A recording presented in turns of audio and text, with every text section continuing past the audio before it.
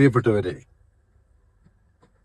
നമുക്ക് മക്കളുണ്ടാവുമ്പോൾ ആ മക്കൾ പഠിച്ചു വലുതാവുമ്പോൾ നമ്മൾ ഒരുപാട് പ്രതീക്ഷകളോടെയാണ് അവരുടെ കാര്യങ്ങൾ നോക്കുന്നത്.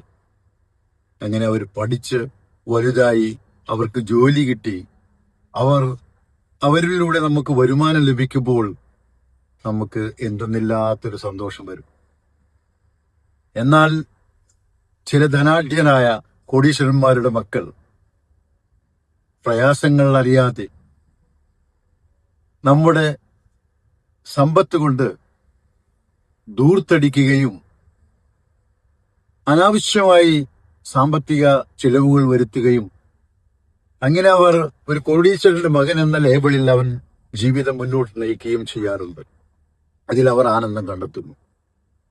എന്നാലോ നാം വയസ്സാകുമ്പോൾ നാം ഒരു ഭാഗത്തിരിക്കുന്ന സന്ദർഭങ്ങളിൽ നാം നമ്മുടെ സമ്പത്ത് കൊണ്ട് അത് ചിലവാക്കിക്കൊണ്ട് സന്തോഷം കൊള്ളുമ്പോൾ അതിനൊരു പ്രത്യേകതയൊന്നുമില്ല. ആ അവസരത്തിൽ നാം ചെലവഴിക്കേണ്ടത് നമ്മളുടെ മക്കളുടെ വരുമാനം കൊണ്ടാണ്.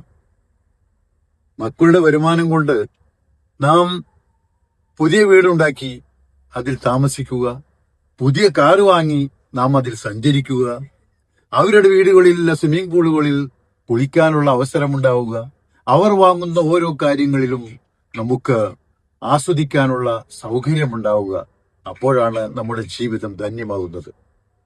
അല്ലാതെ നമ്മളുണ്ടാക്കിയ ആ സമ്പത്ത് ദൂർത്തടിച്ചുകൊണ്ട് നമ്മുടെ മുന്നിലേക്ക് പ്രയാസങ്ങളൊന്നും അറിയാതെ അവർ ഇങ്ങനെ വെട്ടിവലസിൽ നടക്കുന്നത് യാതൊരു സന്തോഷവും ഉള്ള ഒരു കാര്യമല്ല. ഓരോ മക്കളും ശ്രമിക്കേണ്ടത് അതിനാണ്.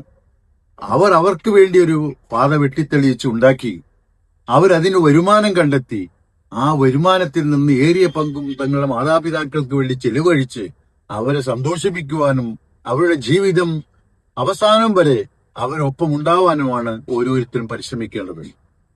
അതല്ലാതെ ഇന്ന് കാണുന്ന പേക്കൂത്തുകൾ, അവർ കഷ്ടപ്പെട്ട് തിന്നാതെ കുടിക്കാതെ അന്യരാജ്യങ്ങളിൽ പോയി മറുനാട്ടിൽ പോയി എല്ലാ പ്രയാസങ്ങളും തേടി വയസ്സാകുന്ന കാലത്ത് അവർ വീട്ടിൽ വന്നിരിക്കുന്ന സമയത്ത് അവരുടെ കാശുകൊണ്ട് ജീവിക്കുക.